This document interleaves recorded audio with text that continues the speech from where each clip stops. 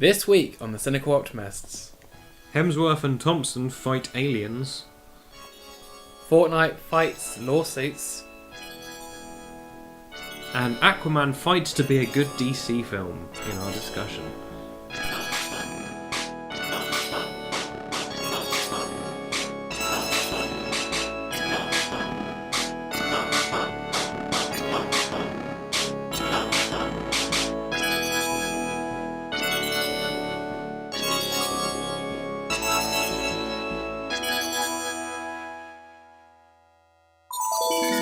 Hello and welcome to the Cynical Optimist podcast, where we also talk to fish. I am Phill.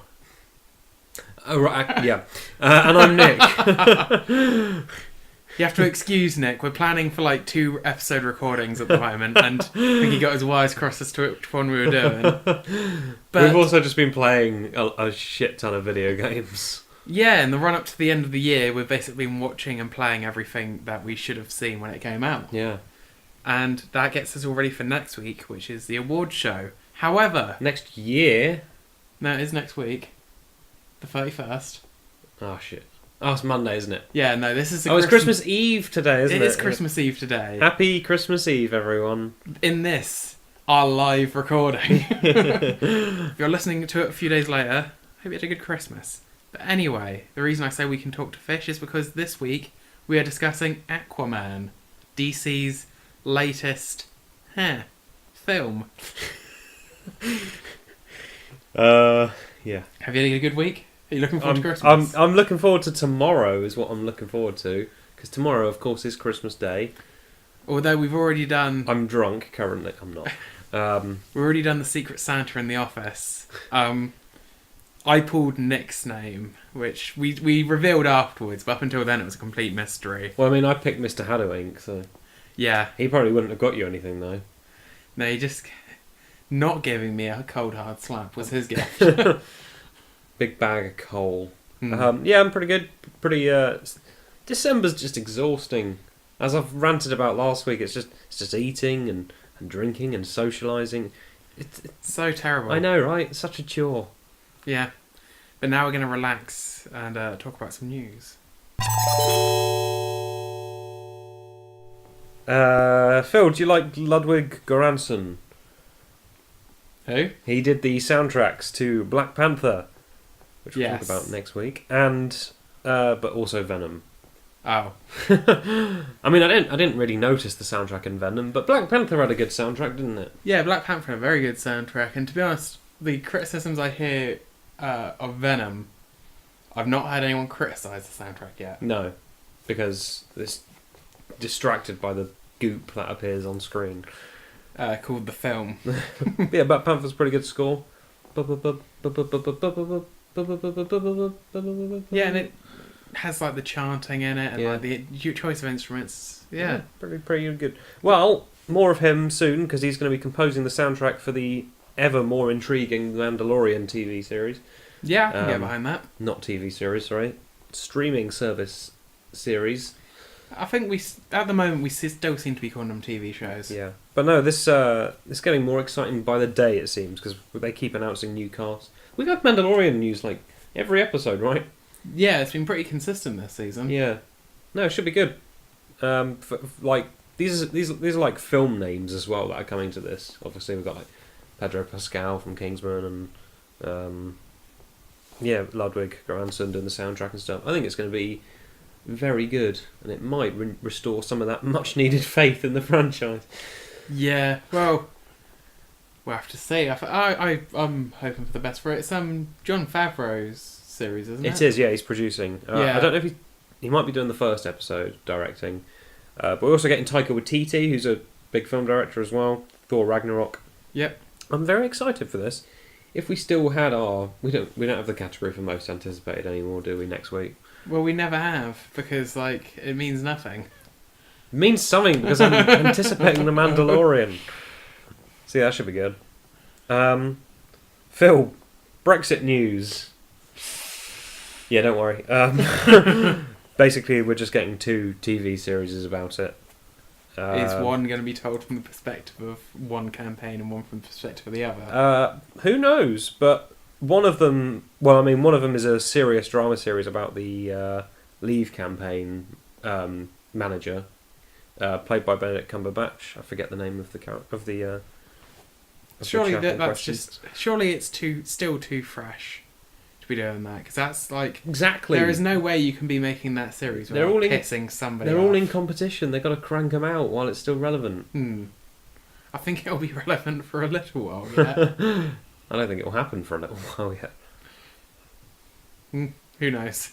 We can't give opinions on here. Yeah. But if you prefer something a bit more light-hearted, there is going to be a comedic documentary with Matt Berry involved. Yeah, I could get behind that. Yeah, apparently it's going to be sort of like a fake documentary kind of thing where they overdub footage of the actual stuff with like Matt Berry as a reporter, or it's going to be something along those lines anyway. But yeah, I'd be up for that. I like hearing his voice and things, so... Yes, he's got a very distinct, very good voice. More of that is always a good thing. Yeah. So which of these, if either, would you watch? Depends what mood I'm in, really. If I'm in the Matt Berry one probably sounds better from off the top, but probably the one that'll be remembered longer term will probably be the serious one with Benedict Cumberbatch. So Phil's leaning towards the Leave campaign one there. So. Shush. Moving on, we saw the Men in Black trailer, which was released while we were playing all our video games. But it would have been a few days from now that it was released. Looks pretty good. It's got Tessa Thompson and Chris Hemsworth. Liam Neeson? Yeah. Well, it's a Thompson and Hemsworth reunion because, of course, they did Thor Ragnarok together. Yeah, and that was a good pairing. I was going to say, I thought those were the strongest bits in the films. Like Yeah. when they're kind of just like quipping at each other. They've got very good interpersonal chemistry. Yeah, I thought so. So yeah, them two are starring as the new MIB agents, with senior figures portrayed by Liam Neeson, Emma Thompson, which is again like pretty stellar casting really when you think about it as like a reboot franchise. Yeah. Usually doesn't that get that kind of interest? Yeah. Usually it would be like a Jared Leto. Or someone of that caliber. Be a Jared Leto type, like Jared Leto. So no, I'm actually pretty impressed, and it was quite funny as well. CGI was fine. I didn't hate it. Some funny bits in there, and it looks like it does continue some of the. It definitely makes nods to the original films. Yeah, it felt like it could be set after those original films, but they're still in continuity, kind of thing. Yeah. Because we saw the weird ant-looking aliens from the originals. We saw the old. Well, there was paintings depicting scenes from the first few films. Oh, I didn't notice that. When they did the scenes of the paintings. Were they from the first? One of them definitely was the final battle from the first film, where they're at the World's Fair. Okay. And that's when she's talking about, oh, you guys are like the best kept secret in the universe, and all that. So yeah, no, at least I'm pretty sure that's what it was. Clearly, she's never watched Men in Black 1, 2, and 3. They are available widely. They're not a very good kept secret. But this is called Men in Black International, which I think's a pretty good name in that they want to kind of keep it as a reboot / continuation. They're not just calling it Men in Black. So you got MIB, MIB2, MIB3, and now MIBI. Yes. So I think it's a good title. Yeah, I think it works. And they haven't just brought back the original title and confused everyone, even though there was quite a small gap between the last two films. Speaking of Hellboy, where it is just called Hellboy. Going from a trailer that we thought was really promising, and now we're going to talk about the Hellboy trailer. Yeah. So it hasn't... I thought this was going to be... For some reason, I thought this was going to be a TV series for a little while. And I think it was going to be, maybe. And now it's a film. Because, I guess, money. Maybe they only produced 3 episodes, so they're like, just put them together, that's a film. Yeah. And it hasn't actually been that long since we last saw Hellboy, was it? I think it was a decent while ago, Hellboy 2. Should we look it up? Sure, you can do so. It doesn't, I mean... I'll go on and say whilst Nick is doing his research, that I didn't think the trailer looked very good. I thought it was cut weirdly. and Nick's got some more editing in-depth things. I think the prosthetics look worse than the original, but Nick disagrees. Hellboy 2 is 2008. That's only 10 years. That's still... Well, it'll be 11 years by the time it releases. Yeah. I mean, I think it's the fact that they were talking about Hellboy 3 quite recently as well, because Guillermo del Toro still does interviews where he's talking about his script for it and stuff. It felt like it was going to be Hellboy 3 at some point, but this is a reboot. David Harbour is starring as Hellboy. He's pretty good. He's in Stranger Things. He plays Hopper. What do you weren't keen on the look, were you? Wasn't keen on the look.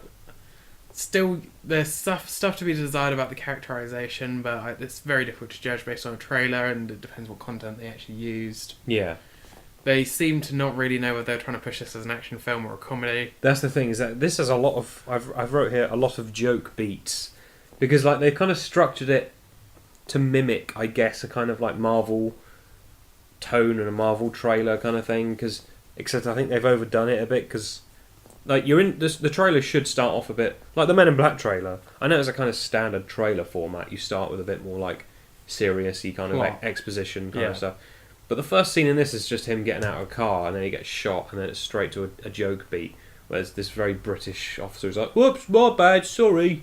Yeah, and he's like, "I'm a good guy. Yeah. I'm on your side." Yeah, and then even towards the end of the trailer as well, normally it's like reveal the title, then like one last little sting of a joke at the end kind of thing. Yeah. Whereas this had a lot. Yeah, it's very much trying to push those jokes. Yeah, push them jokes. Don't worry, this isn't a scary film about a Hellboy. It's a funny film with a Hellboy in it.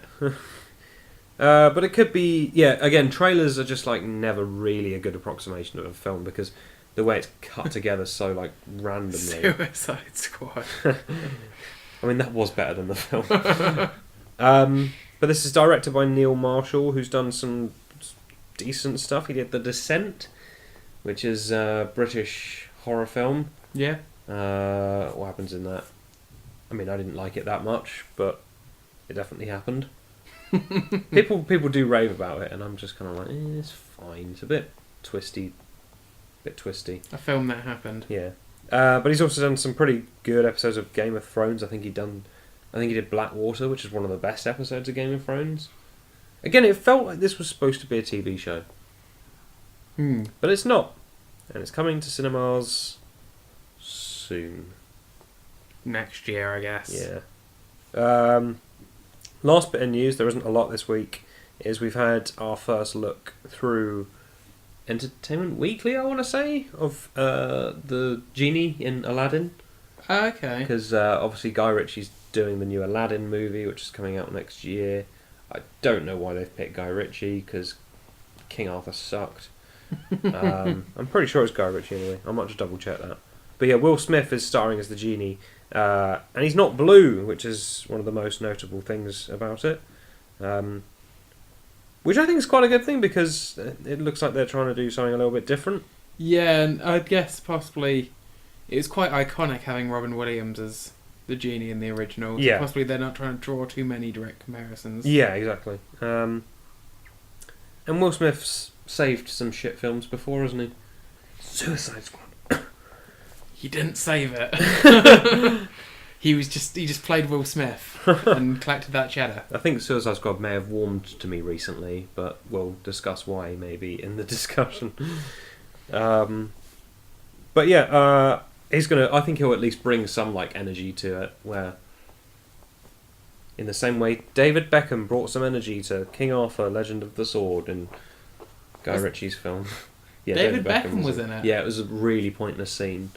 Basically, was he like doing keepy-ups with like a decapitated head? No, it looked like he was against a green screen, and basically at one point King Arthur is like, they're all lining up to go and pick up the sword, and King Arthur's wondering what to do, and then it cuts to another shot, and David Beckham's there, and he's like, "Mate, you got to put your hands around it and yank it, ain't you?" And that's the end of the cameo. It's so pointless. Yeah, it's really weird and jarring, Hmm. but that happened. So yeah, Guy Ritchie films kind of suck these days, but we'll see how Aladdin goes, because I mean, surely Disney are brutal enough to just fire anyone if they're shit. So Yeah, and fire them if they're not shit. yeah, Good old Disney. So today's main gaming story is kind of a cavalcade of lawsuits of either developers suing people, people suing developers, and there is also a lawsuit of a country suing a developer. It's a lot of lawsuits where they have a kind of loose connecting theme that they're all lawsuits, so therefore they're one story. So first up, we have Fortnite dances, the latest thing old people have decided to hate, and what most websites now make clickbait about. It's been reasonably obvious for some time that most Fortnite dances are, and I'm going to put in quotes, inspired by popular culture. I noticed it since one of the dances appears to be the one that the character Turk does in Scrubs whilst auditioning for an airband. If you've seen the show, you'll know. Anyway, one of the issues this raises is that ownership of dances is actually pretty difficult to nail down from a legal standpoint. However, recently there's been not one, not two, but 3 different lawsuits being taken to Epic Games over the appropriation of dance moves. The one which listeners might recognise most is a suit being brought by Fresh Prince of Bel-Air star Alfonso Ribeiro over his dance from the show, sometimes referred to as the Carlton dance, after his character's name. So this dance has been added to Fortnite under the name Fresh, making direct reference to it. Yeah. And Ribeiro is now in the process of trying to actually get the copyright ownership for the dance as a part of this in order to kind of bring the lawsuit. So, I was going to say, what do you think? Does he have a case? I don't think... Surely you can't copyright this. Like, on one hand, I suppose he did, like, invent it. Like anything, like any creative content has to be created from somebody's mind. Yeah. But on the other hand, if we get down the rabbit hole of suing people over things from popular culture and ownership of that kind of stuff, I'm not sure if it's going to be an unintended slippery slope. Well, like, yeah, because where does that end? Like, quotes, like, I mean, I guess you have to kind of like you have to put references in when you're doing quotes, but like, I don't know, like certain camera moves, like. Yeah, it's what. Whilst I'm very supportive of like in principle of he created this dance, he's what he's known for years. Because why doesn't Steven Spielberg try and sue anyone that's done the old when you move away from a subject and zoom in, it does that like background shrinking effect in Jaws? Like that's something that he's put his own stamp on, and people have used that since. But like it's iconicness versus like ownership. I don't know. It's something that, like, I respect why it's happening.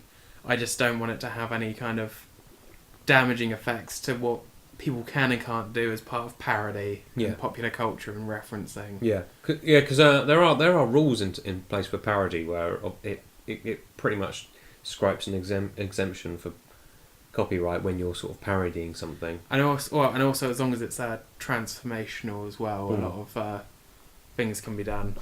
So, yeah, that's the thing. It kind of bring that up just because I don't really have an opinion either way of it. I think certainly the way that the lawsuit is being framed of like stealing content from people is like, yeah, that would be bad. And I don't know how I'd feel if it was, say, my dance that was getting stolen. That we always see on the Synop podcast. Yeah, but Phil's famous dance. I'm doing it right now, but sadly, due to the audio format, you cannot see it. You'll never know. You won't see it until it ends up in Fortnite. You won't see it. You won't see it until you see that Phil has taken is trying to sue someone for using it in a video game. Yeah. So next up, we have a story from this week of the director of Kingdom Hearts 3 asking people not to share spoilers for the game after some copies of the Xbox One version got out early and that people were trying to sell them on the Facebook marketplace. Can I go back real quick? Yeah. Did someone try and copyright the floss dance as well? The floss dance? I think I saw something like some like YouTuber or something may have tried to like claimed ownership of flossing and have now... I know that dance. I think they've tried to sue Fortnite as well. Yeah, that's the thing. Well, there is 3 court cases, just going back to it. There was one that has been bought by Alfonso Ribeiro, one that has been bought by a rapper called 2 Milli or something like that, and another one which is being bought by a YouTuber. It might be the same YouTuber, but he's just referred to in like articles and stuff as Backpack Kid. And it's like Backpack Kid, 16, is suing Fortnite. It's like, that just sounds silly. Like, what? Yeah. Hence why I thought the Fresh Prince one would be the one that people recognise. Right. I think people know flossing. I mean, it's dumb. No one should do it, but... Even I know it, and Yeah. I'm very slow on the uptake. So therefore everyone must know about it. So yes, anyway, Kingdom Hearts 3. Some copies of the game got out. People were trying to sell them on Facebook Marketplace. They put up a video of them putting it in the system and powering it up to show that it's really? legit. Yeah. And since that's been taken down, and the director, a statement has come from the director of Kingdom Hearts on their Twitter page saying, please don't spoil the game, please. So I go back and forth on leaks, so I don't know about you. On one hand, if they are spoiler tagged, and you have to go out of your way to find them, then fine, people can spoil things for themselves, I guess, because you have to actually go and put some effort into like looking it up. Yeah. Well, that's the thing, is just like when trailers come out and it's just like you have to find it on someone, and it's just shot on someone's phone, and it's just crap, and it's like, you know what, watch this if you really want. I think I'd rather wait until the full shebang kind of thing. But like I find nowadays with like YouTube and stuff, and those kind of sharing sites, those kind of things get recommended to you like more than anything. I go back to like the Grinch leak from the first episode, that obviously Nick misconstrued as being about the Grinch being in Smash, which the Grinch is going to be in Final Fantasy, right? Sure. But that ended up being wrong. But you couldn't have avoided it because it was I got like, because I'd seen like a few Smash videos, I got like 10 different videos recommended to me with the characters in the icon saying like... So you can't really not see it. Yeah, so that's when I think it's... That's when it's a pain in the ass, yeah. Yeah, so I kind of bring this up as well because it was a story from, I think, the week we did the quiz, so I didn't report on it, because by the time we came to the next week, we had other news that was more current. Yeah. But it's a story from, the beginning of November, which is Rockstar sued a British gaming news site after they leaked the announcement for Red Dead Redemption 2.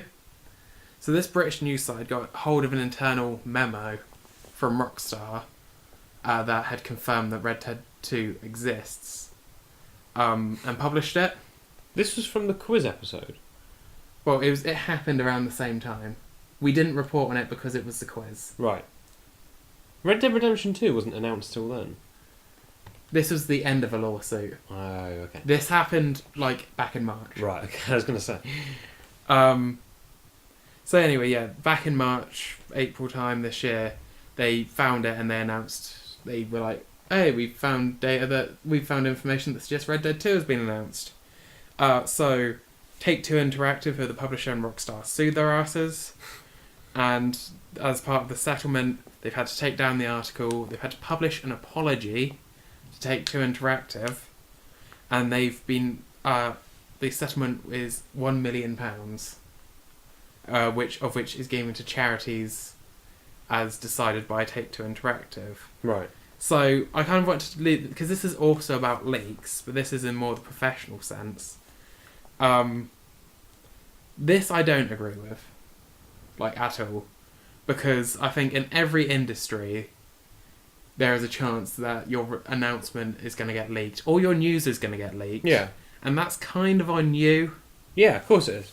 And I think as the press, I think if they get a story, they're allowed to run with it. They're allowed to run with it, and I think there's, just because the opposite, like, this seems very bad. It's basically saying you've ruined our announcement trailer or whatever. Yeah. So we're gonna sue you and just take a because it's a form of news, and I don't think news should ever be sort of and that's filtered or because it reminds when someone leaked I remember when someone leaked the Age of Ultron trailer, I think it was. Literally, I've got this in my notes. And Marvel just put Damn Hydra. Yeah. And that was just like chilled out way to do it, because I remember it was was it Suicide Squad trailer or something like that got leaked? Oh, and they put a And Warner very Bros. formal... They put a very passive-aggressive, formal Yeah. statement out, being like, "We're very disappointed." Yeah. But neither of those companies tried to sue over it. Yeah. So, like, it kind of comes back that leaks is quite a complicated thing, because on one hand, like... And you know what? If you don't want any leaks at all, especially for an announcement, get a tiny internal team to just knock up a quick teaser video. Yeah, or just, like, do, like, your internal review and investigation and find out who did the leaking and things like that. Like, because at the end of the day, it leaked because somebody in your company leaked it. Yeah. Unless the journalist broke in, which is a different crime. Yeah. There is not actually any issues here. It's always been a thing of journalists publishing confidential, I'm going to put in quote marks because this is a video game announcement, information. Yeah. And whether... It's not exactly nuclear missile codes, is it? No. So I thought that was pretty bad. Yeah. So I guess it's one of those... Yeah, because I guess at the end of the day with the Kingdom Hearts 3 thing, people can leak the content if they want. If they get hold of the game early. But I'm just going to say that there are people who don't want it spoiled for them. If you don't want it spoiled, maybe put already on Twitter, mute those hashtags, and just, You know, if you don't want anything spoiled, don't... If you see videos of it, don't click on it. Just don't go on social media if you don't want anything ever spoiled. Because it's...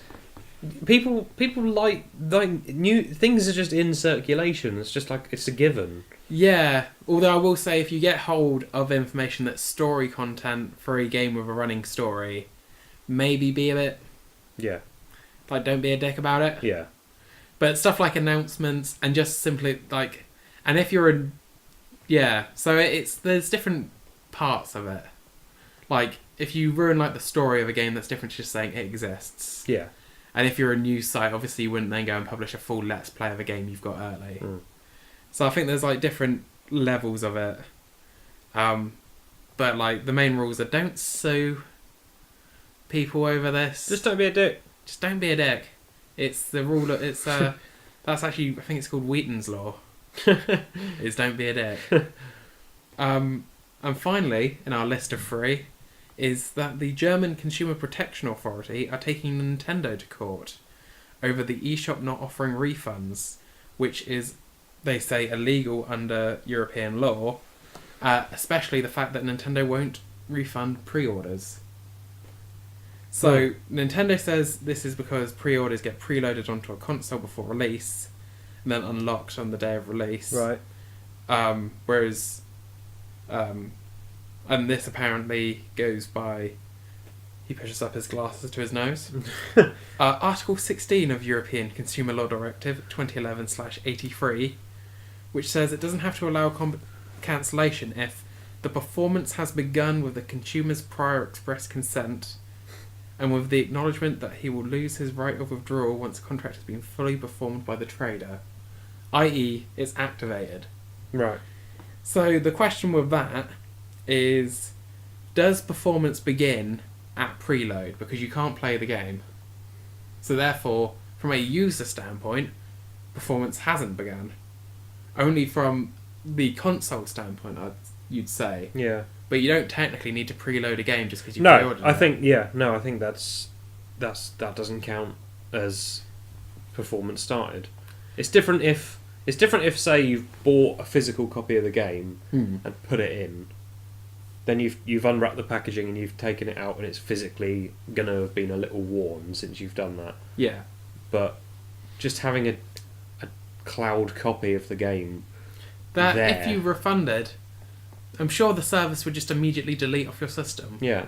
It's not like... There's no work involved with that either. Yeah, so digital storefronts have always had a bit of a funny relationship with refunds. Steam only started giving them back in 2015. In fact, I think we covered it in our first run of podcasts. Nice. In the news that Steam was allowing refunds. But even that is only under certain circumstances, such as less than 2 hours played and the game doesn't work, and Right, which yeah. I think is sensible anyway, and you have to like put it into Steam and they'll look at it and then you might get a refund. But yeah, so I think on this, It was actually started by Norway, who made the first complaint, but because Nintendo Europe is based in Germany, it's now the German Consumer Protection Authority that have picked it up. And yeah, they're going to take them to court over it. So, surprised it's actually taken this long, really. yeah, considering the eShop, and before that it was, the Wii. Well, that was with points anyway, so that was a bit of a funny one. But yeah, we'll have to see how it goes. They're the German Consumer Protection Agency and the Norwegian Consumer Council, I think it is, have said that because of specifically as well, the choice of language, saying that all purchases are final, is like against like the EU law. Yeah. And Nintendo are going to be using that argument of like, oh, it's preloaded, so it's already like activated, and so we'll have to see how that goes, because it'll affect how the eShop works in the entire EU. So yeah, this is the story, all about how Alfonso Ribeiro's life got turned upside down. So I'd like to take a minute and explain his stance about how he feels Fortnite stole his Colton dance. Do do do do. Do do do do do. See you next time. Nick's gone.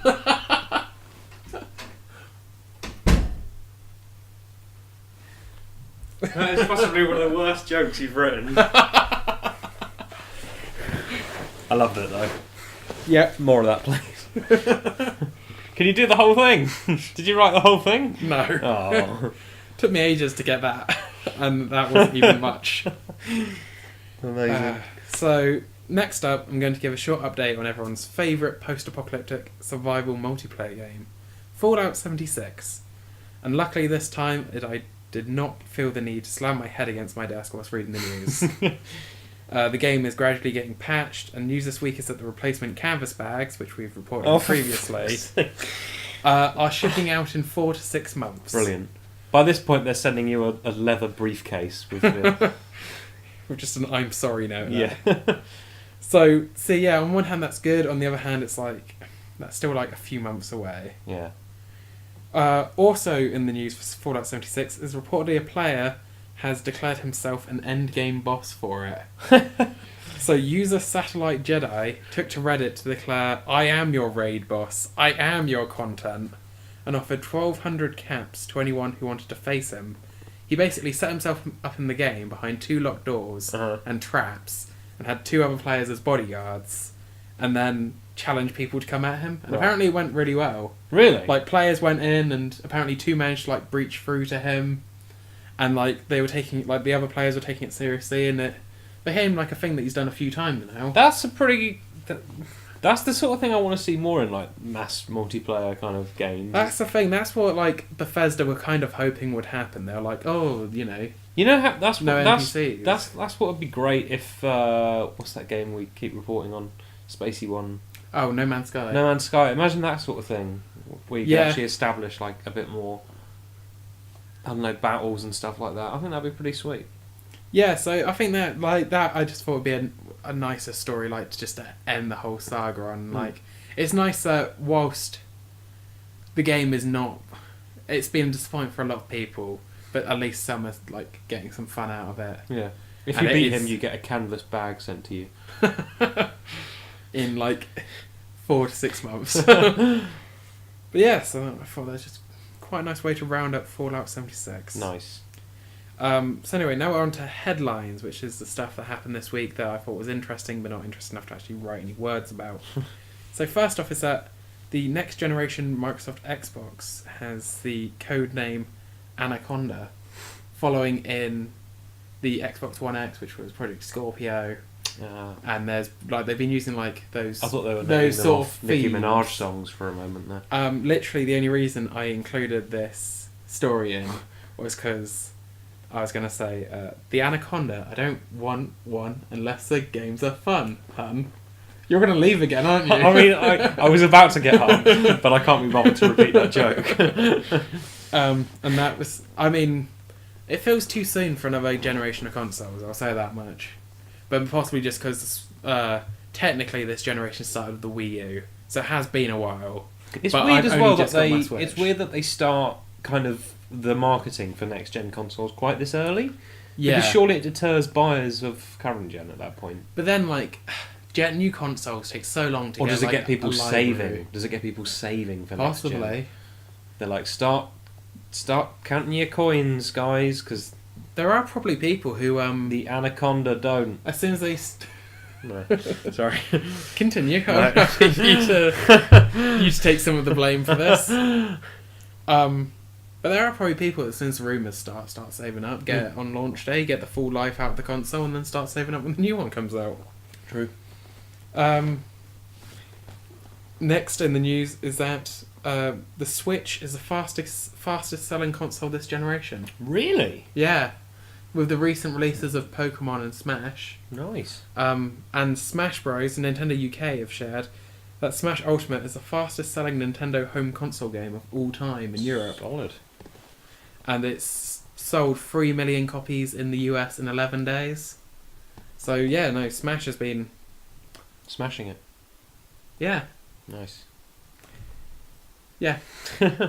Which, to be honest, I'll say that I've predicted that when we're reporting on how much that Let's Go Pikachu and Eevee had sold. So, I mean, that's like saying I predicted it was going to be Christmas on the 25th December. It was a pretty obvious prediction, but if you were wrong, that would be newsworthy.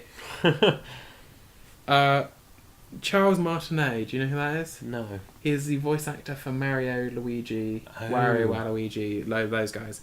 He's just been entered into the Guinness Book of World Records for the most performances as one character. Wow. With the release of Smash Bros. Ultimate, he has portrayed Mario in 100 games. Really? Yeah. And he's done it since the beginning as well, has he? Well, he's done it since Super Mario 64.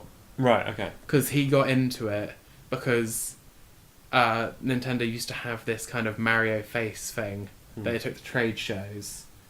And it was like showing off the 3D technology. Yeah. And Martinet used to actually be behind the screen Really? doing the talking live. Oh, wow, that's cool. So he'd actually be able to like make comments to the people passing by Yeah. and be like, hey, come over and stuff like that. That's brilliant. And that's how he got started and that's how he became the voice of Mario. So well deserved. I think obviously he's done a good job because he's done it over 100 times. It's very iconic as well. Yeah. Even for even if when gaming is like quite niche, people can recognise whack out Mario, yeah. people can whack out an impression of Mario like they don't often have to think about it. It's iconic, isn't it? And my final news story, which we literally read about just before recording, Yes, we did. is that Obsidian are releasing a new suit for PS4 Spider-Man. No. Insomniac. Insomniac. I said Obsidian. Yes. I'm still thinking about last week's gaming news, clearly. Insomniac, sorry. I'm quite impressed I managed to pick up on that. Like the one video game I've probably played this year. They're releasing a Spider-Man suit based off the Sam Raimi Spider-Man trilogy for free. Yes. In an update that went, well, at time of recording today, time of release will be a few days ago.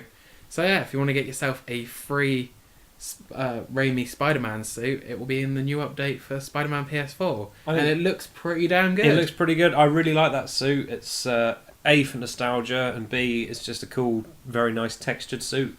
It's probably one of the best looking realistic suits because it's just a bit 3D, isn't it, as opposed to like the flat ones. That you see. No, I'd be very interested to see it in actual motion. Yeah.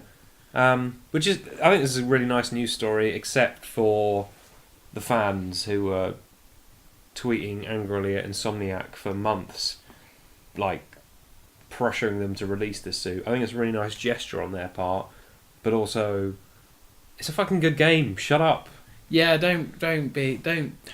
Don't be a dick to developers. It's like the people that bothered Masahiro Sakurai about Waluigi, want to have Waluigi in Smash. Like, we're just bothering about it. Yeah. You're just making them not want to do it. Yeah, literally. And like these people like put so much into it. Like, this game is so lovingly made and like crafted. Like, just shut up. Just shut up. Don't be a dickhead. Let us enjoy the video games.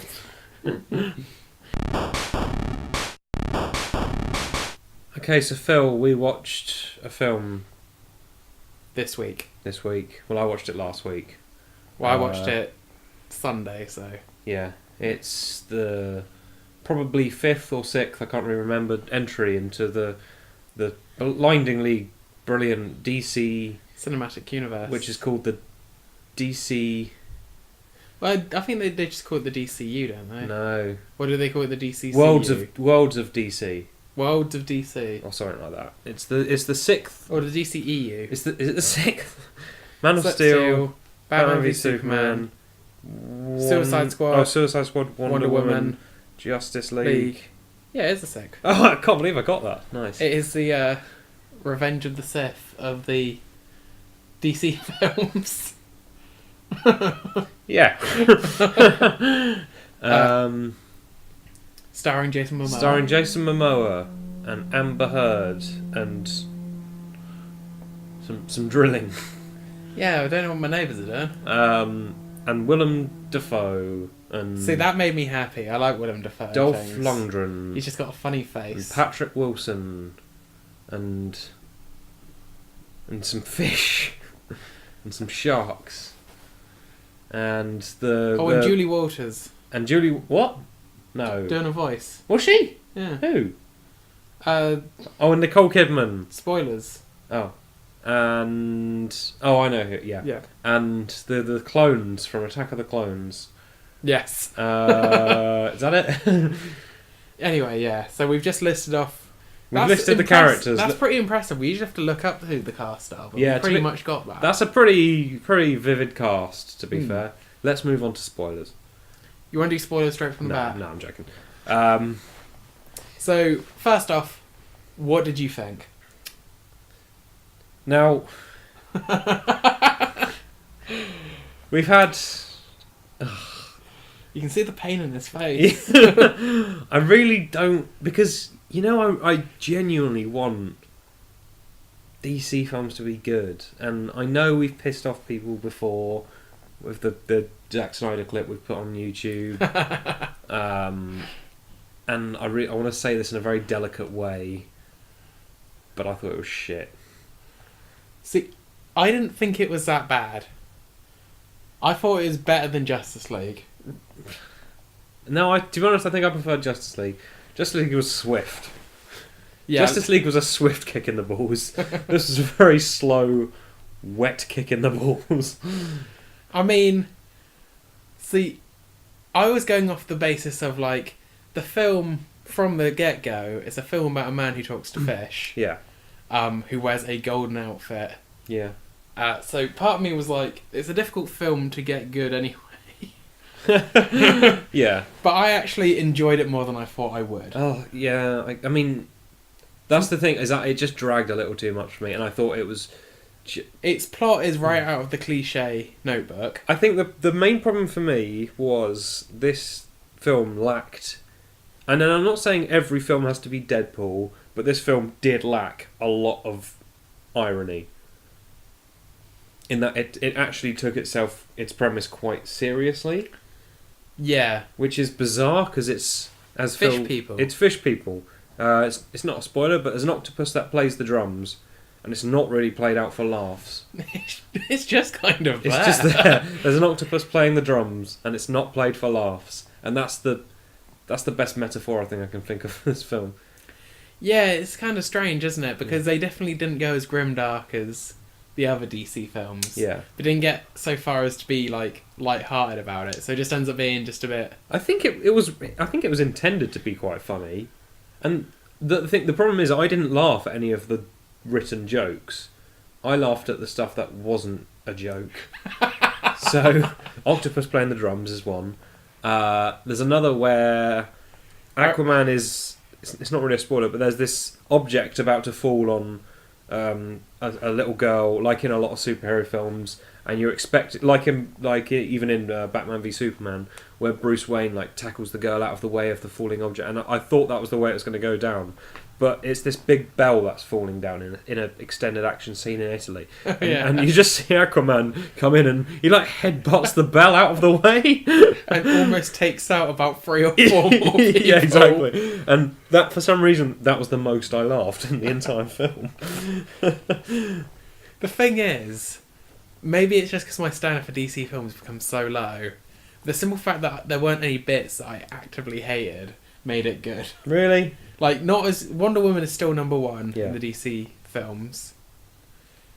But I don't know if any of the others would beat Aquaman for me, just because Aquaman was basically competent.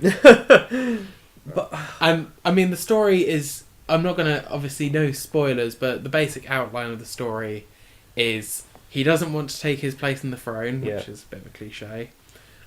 He needs to because there's an impending war. Yeah. There's a MacGuffin that he then needs to get so he can do it. Yeah. They go and fetch quests and MacGuffin whilst. And at the beginning, he's all Hakuna Matata, and he doesn't want to be king. Yeah. But there's the need to be king. There's the need to be king. And apparently he's got a good relationship with Willem Dafoe. Oh, Again, which I thought, like, I like Willem Dafoe and things because he's just got a funny face. He has got quite a funny face, hasn't he? And, I mean, it's not his performance as Green Goblin. Like, he was definitely... He wasn't playing a prized ham in this. But, he hasn't aged really since then, has he? No, he hasn't. He looks the same.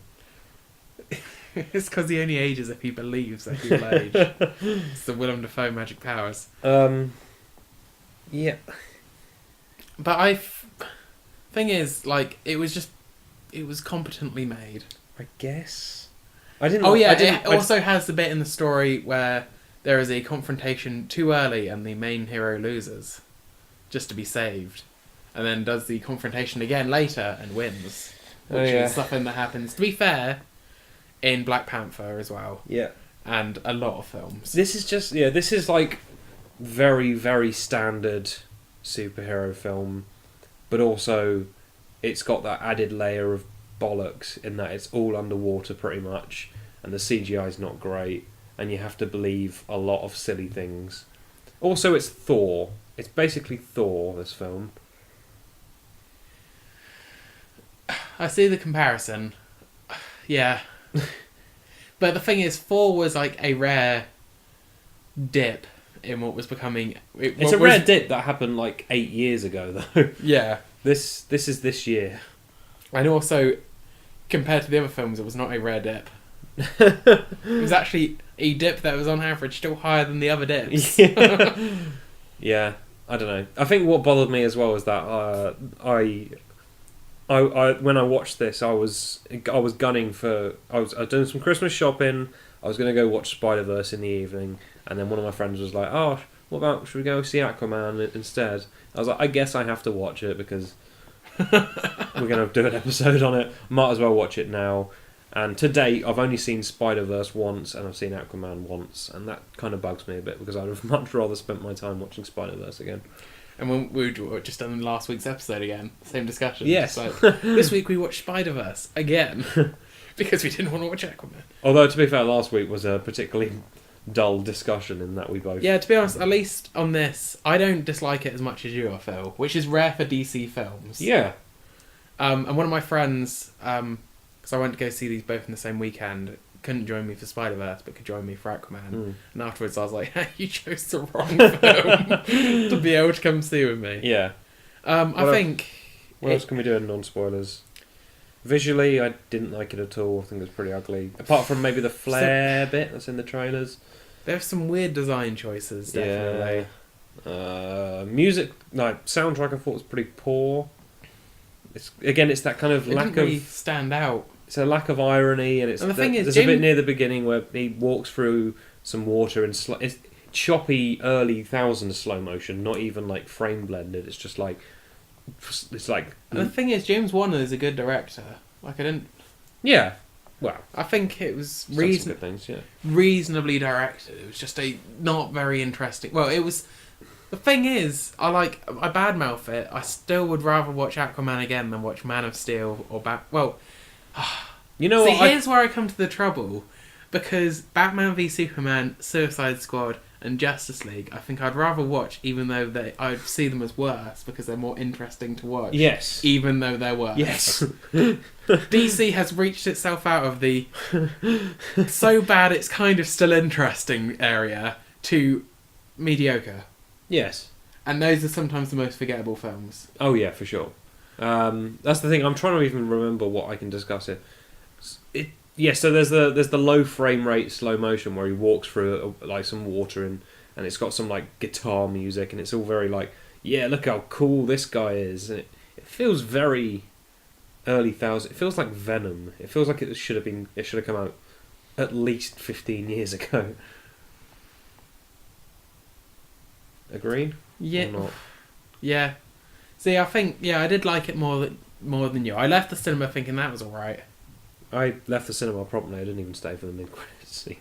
See, I didn't know there was one, but people were still sat down. Oh yeah, that's not really a spoiler, but there is a mid-credits scene. Yeah. Well, it's not a spoiler to say that there is one. I find it quite useful to know whether there is one or not. Considering DC didn't, and now they kind of do. But also, if you need to get out of the cinema in a hurry, I wouldn't bother waiting around for it. No, it wasn't worth waiting for. Because I work in a cinema, so hence I've seen it since. Yeah. When I've been cleaning the screen or whatever. Basically showing you that no one's staying for the mid-credits scene because he's able to go in and clean up. What else? I was going to say, I don't think there's much to talk about to get into spoilers. I'd just be tempted to say, let's rank the 6 films, give a numerical score. Also, I would say quickly as well is that Mira is probably a more competent protagonist. Oh yeah, I liked Mira. She's probably more powerful, right? Well, she's got the ability to like influence water. Yeah. She is smarter, probably a better actor. She didn't drink drive. That's true. Aquaman drink drives in this film, by the way, heads up. It's not even commented on. It just happens, and it doesn't affect the plot at all. Yeah, although it's shown he's got like an incredibly high tolerance, but still, it's no real. Well, they could have just dropped a quick line about that, just to. I mean, if you. Although he did comment on how his dad drinks some under the table, and then his dad was like passed out drunk. Yeah. So I'm not sure if he was saying that to be nice. Actually, that's a bit I did like. It's not really spoiled. Oh, I will save it to spoilers because it is kind of as a moment, and that did make me laugh. Go on. No, I'll save it for spoilers. Or shall I not? The big guy who comes over and takes the selfie. Yeah, I thought that was good. Did you? I thought it was very early superhero film. Well, the thing is, early superhero film would have been the fight. I like how this was like a bit of a flip of the convention. Is it a flip of the convention, or is it? I feel like they were flipping those conventions like 15 years ago. Like, so a big guy comes over to them and he's like, "Hey, you're that underwater guy, aren't you?" The dialogue is literally, "You're fish boy." And yeah, he's like, "I'm fish man." You're the fish boy, aren't you? And the music swells and everything, and you think there's gonna be a fight, and he goes, "Can I get a picture with you?" And he brings out a pink sparkly phone, and it's very lame. Like, just making those kind of like those stereotype jokes, like in 2018. I mean, yeah, it's outdated, but it was done reasonably well, and I like the fact that in the first selfie, Jason Momoa's got a complete frown on. Yeah, but he actually enjoys it by the end. Yeah, you know what? He is like technically, I guess, quite a charismatic lead. I know people that his portrayal and like his way of acting definitely appeals to. Yeah, and I like how he's kind of a different type of lead. Yeah, I guess. So anyway, ranking the 6 films. Oh boy. Oh, why are we always ranking so many? Why are there so many? This films? Is always your idea, yeah, usually. I know. Right, I still hate watching Man of Steel the most, and I know that's probably not the normal in the ranking system, but for me, that film is like the epitome of what is bad about this universe. It's just it set everything off on the wrong foot. Yeah, it's like it's fake philosophy, and then it's building up to like faux philosophy, and then it's just throwing each other into buildings for like the last hour of the film, and yeah, that what symbolises what's wrong with a lot of the worlds of DC for me. Yeah. So that's still last. I guess Suicide Squad is probably the second from worst, even though it's probably more watchable than Aquaman because it's quite brief and funnier, I guess. So the thing is, I don't know whether it's been just a while since I've seen Suicide Squad, but like, I always think, Suicide Squad is actually quite rewatchable, and then I watch it and then I regret it. It's like a certain like. It's such a nothing, isn't it? Well, it's such a nothing film. It's like an alcoholic drink that you're like, oh no, drinking this is fine, and then you end up wasted. And then you're like, oh, I'm never drinking that again. And a few months pass, you're like, ooh. I'll never drink tequila again. I mean, it usually is tequila. So we've got that Suicide Squad is like the shit tequila. Yeah. So what's above Suicide Squad? This is not an easy ranking because all of them have a lot of flaws. What's next? I'd probably put Aquaman third from bottom. You put it under BVS. Oh yeah. BVS. For me, BVS still fixes a lot of the issues I had with Man of Steel. But it creates a whole new pile of issues. I feel like It's one step forward, two steps back. I feel like it at least has some interesting like ideas, and it doesn't just culminate. I mean, it does just culminate in a fight, but at least the fight is shorter than Man of Steel, I guess. So yeah, that Batman v Superman comes above. What did I just say? Aquaman, And then and then are we missing any? Justice League and Wonder Woman. Yeah. In that order. So Justice League weirdly worked for me. I still go back to what we said at the time, which was that it's a good popcorn flick. Yes, and to be fair, it's got no substance to it whatsoever. It's rushed, and it's a bit stupid, but it's all right to just watch if you want something brainless to watch. I feel exactly. Yeah, I feel like the difference between this and Justice League was like Justice League, it kind of covered over the bullshit in its editing and in its like in its look and in its writing. I guess it got edited together so snappily. It was like, yeah, that doesn't make sense, but we're moving on now. Yeah, we're not going to linger on all this rubbish. No. And yeah, weirdly, I enjoyed that quite an awful lot. And then Wonder Woman at the top, obviously. Yeah. So I would rank them almost the same, but I would put Aquaman above Batman v Superman. Fair. Yeah. Just because it is a more basically competent movie. So actually, we don't diverge that much. Yeah. Now, out of 10.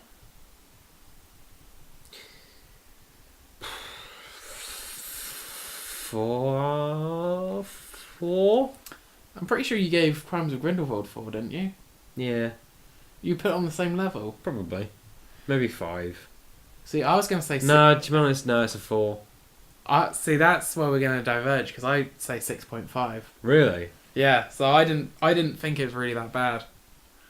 I thought, like, there are easily better films. Yeah.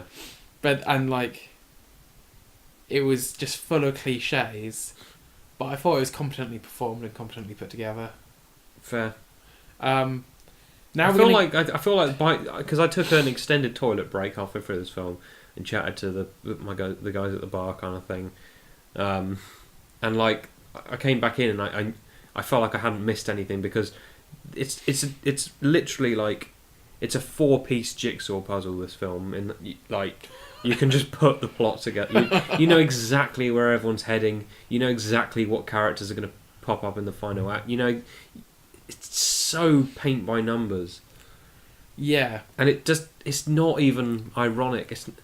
And again, I don't want every film to be Deadpool, but like when you're doing something that basic and that silly with that premise of everything's underwater and there's an octopus playing the drums, just put a lick of paint over it that just at least makes it a little bit self-referential. Anyway, we're going to go on to spoilers now. So if you don't want to listen to spoilers or you haven't seen it, we'll see you next week for the awards. This won't win one. No, it might not even be nominated.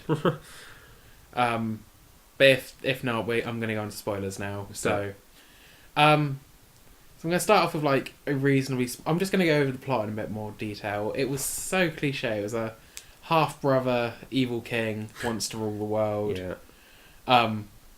He does stuff to make the others. He does dishonest things to make people believe in him and buy into it. Aquaman shows up just to give him a good old punch to the face and loses, and so they escape. Then they go looking for a MacGuffin to help them. Yeah, we get a little bit of... One thing I quite enjoyed was the 10 seconds we got of Indiana Jones style adventure. Actually, it was a little bit longer than that, I guess. They go to a couple of places and there's a little bit of Indiana Jonesy kind of put the key in, look through the looking glass and all that kind of stuff. And I kind of enjoyed those bits, I guess. Yeah, no, it could have done with possibly a bit more of that. Yeah. One thing that is kind of spoilers, but at the same time I'm not sure if it would matter to anyone. They go to the bloody centre of the earth and it's glossed over like it's nothing. Oh yeah. It has dinosaurs. Oh yeah, dinosaurs appear. I forget the amount of stuff that occurs in this film. And they spend about 4 minutes there and then leave, and they don't ever mention it again. Like, Yeah. oh yeah, I went to the centre of the earth. Yeah. And I saw a pterodactyl That flying exists around. in the worlds of DC. Yeah, it exists in the world of DC. Dinosaurs exists. Maybe we'll get a pterodactyl in the Batcave. And then we know that he gets the MacGuffin, which is the Spear of Atlanta, by asking nicely and being able to talk to fish. Yeah. And then apparently the centre of the earth, which has been where they were, which was shown to be right near the Savage Kingdom, which is all the savage fish creatures, Yeah. is apparently super close to this other place because he just comes erupting out of the floor.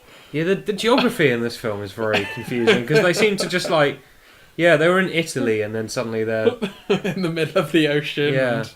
And it's just on a little like paddle boat as well. Even though they can swim super fast. Has it even got an engine on that thing? They decide just to sit on the boat. Yeah. Which I guess means that they have flares. But that boat seems to travel at about 1,000 kilometres an hour. Like, yeah, it's just and then you've claimed your rightful place as king, and everyone stops fighting, and everyone's happy now. And because he can talk to fish, he can also control the savage fish. Yeah. But like it's kind of just agonising to watch this film play out because it's so clunky. Like it's very paint by numbers. When he's talking about his dad and he's like, yeah, my dad sits at the edge of the pier every day waiting for her to return. You're like, okay, I guess Nicole Kidman's going to be back for the final act then. Spoiler alert, she is. Yeah, have you seen How to Train Your Dragon 2? No. It literally takes he goes to the hidden world and finds his mum who he thought was dead. Plot point from that. And then she just seems to be fine. I guess she's been eating dinosaurs. Yeah. And she doesn't seem to give much of a shit that she's living around dinosaurs either. She's like, just go in the waterfall, get the thing, we'll go. Because at this point the movie's like looking at its watch being like, we need to wrap up. Yeah. Because like you can see like I do like James Wan, but there's like a certain sense of direction in some scenes when he comes out of the waterfall, there's a bit where Nicole Kidman's just kind of generically holding like Amber Heard's shoulder, and it's like they literally said an action, and they're like, well, what do we do? And he's like, I'll pretend you're we're catching up or something with Mira, I guess. And that's how they open that scene, and it's just a bit clunky. And also, I know it's like trying to go back to how he's meant to look in the comics, but that golden suit looks terrible. I didn't mind it. Like, it just doesn't suit his skin tone. I didn't mind it. Or his hair. I didn't mind it. Like, I like that they included it. Yeah.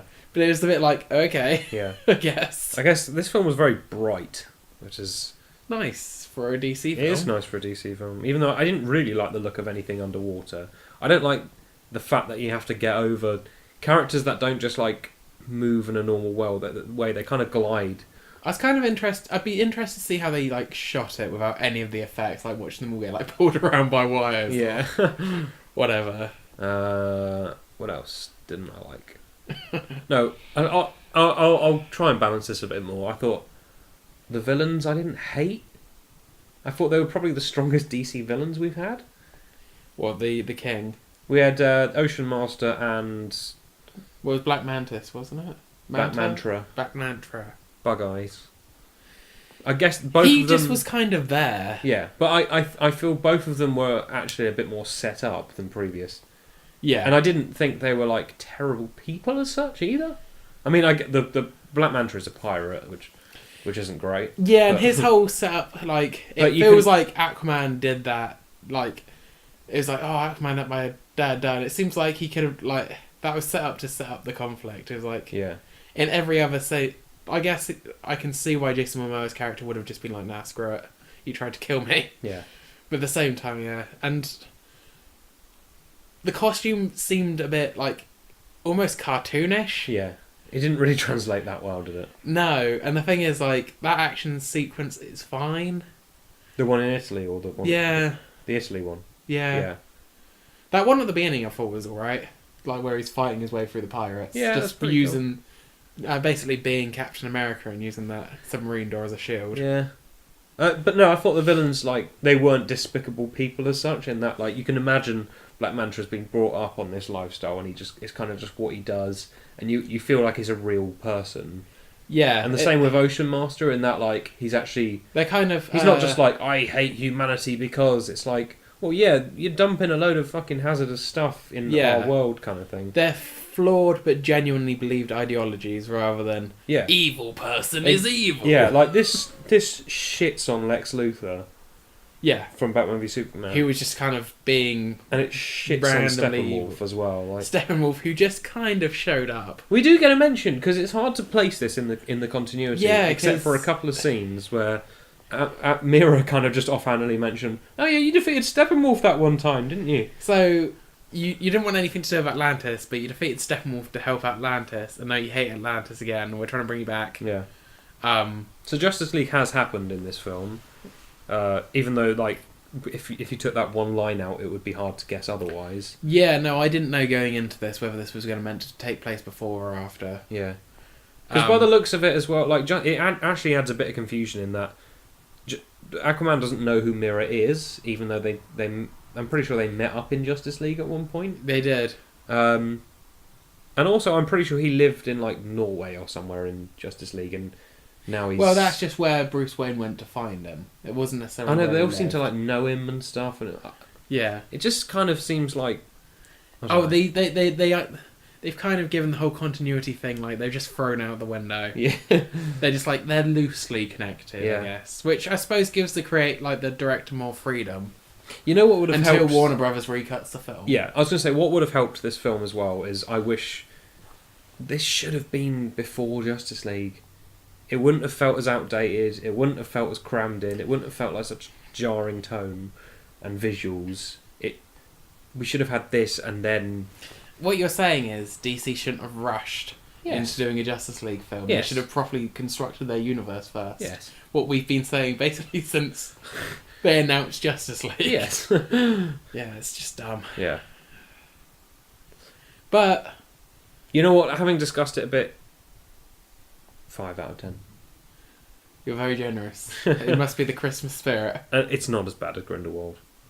It's not as bad. Like... Whilst there were a few moments in this film where I muttered under my breath, what the fuck? Weren't quite as many as Grindelwald, and it is more like...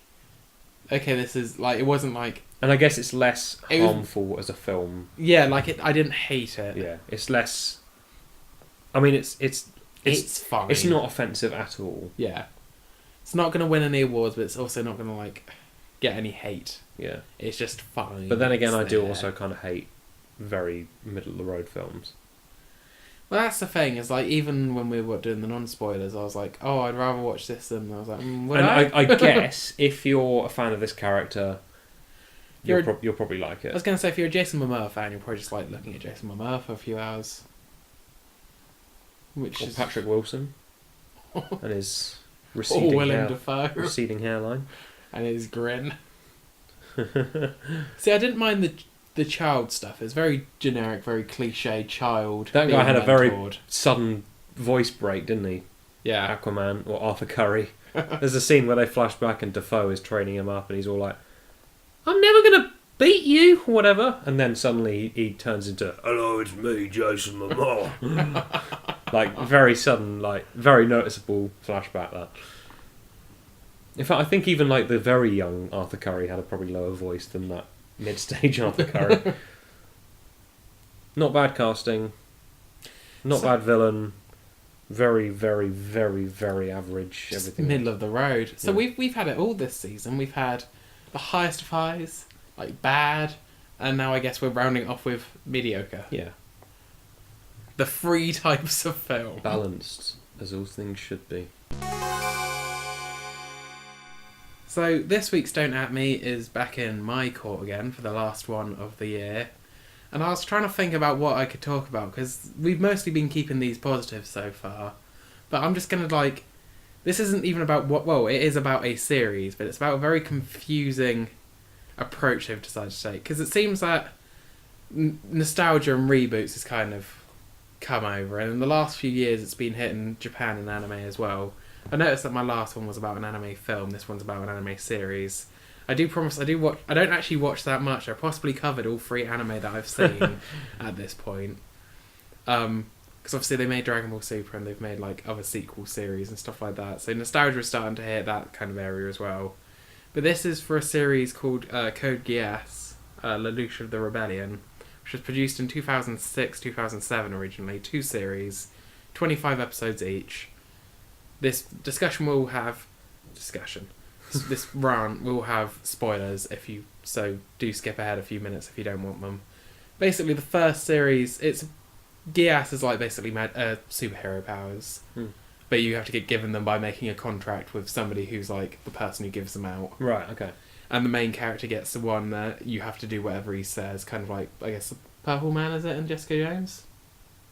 Right. Yeah. Yeah. But he has to be maintaining eye contact, and he can only do it once.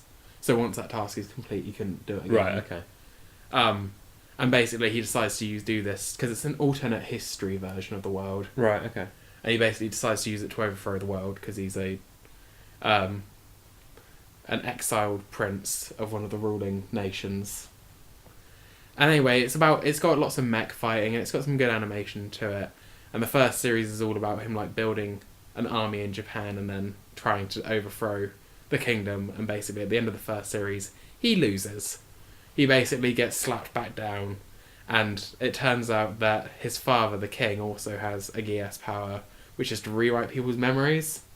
So basically, he spends a year with his memories rewritten until he gets his an event happens that makes him remember everything, and then that's where the second series takes place. What's the show called again? Code Geass. Code Geass. But in the recent... And then the series ends. Sorry, so this is spoilers if you ever do watch it. But basically, the whole central premise of the film that he says in the first episode is... at the end of the day, the only people who should kill are those that are prepared to be killed. And that he comes up with this basically big plan to unite the world. And the whole point of it is that him and his terrorist persona, which is known as Zero... he basically conquers the entire world to become like the central point that everyone hates, and then gets one of his closest friends dressed up in his terrorist persona to murder him in front of the entire world, basically expecting that will bring world peace. It's a bit of a what the fuck. But the whole impact of the end is that the main character dies doing basically having the entire world hate him. And like there are certain points during the series where you hate him as well because he's just of his decisions. And then nostalgia wave hit Japan. So for one, they've taken the first 2 series and they've recently released 3 theatrical movies that recap the events with slightly changed animation, slightly redone animation, redone voices. Right, yeah. And a slightly changed flow of events. But there's also going to be a sequel series called Lelouch of the Resurrection. Oh, God. Is that the same character coming back? So the same character is supposedly coming back. The trailers so far have not shown him. And it shows that basically this foolproof plan to bring peace to the world of becoming a dictator and then just dying is apparently not as foolproof as you might think. And that there's new conflicts going on. But I'm not sure if... Because the original Japanese broadcast, did have him survive the end of the second series, but that was removed. Right. And I think it's better that it has more impact if he stays dead. But clearly, I'm guessing the recut movies will probably have him survive. And now there's going to be... And this is going to be like the 4th movie, because it's going to be a TV show.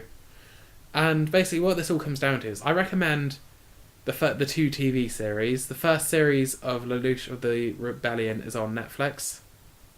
So you can watch it. That's the movie... No, this is the original 2006 TV show. Okay, right.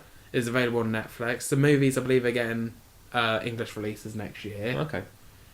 I'd recommend them. They're a bit anime at times. I don't mean to use that as like a negative, but like half the series takes place at a bloody high school. Right. And it's a bit stereotypes about Japanese anime here. Right.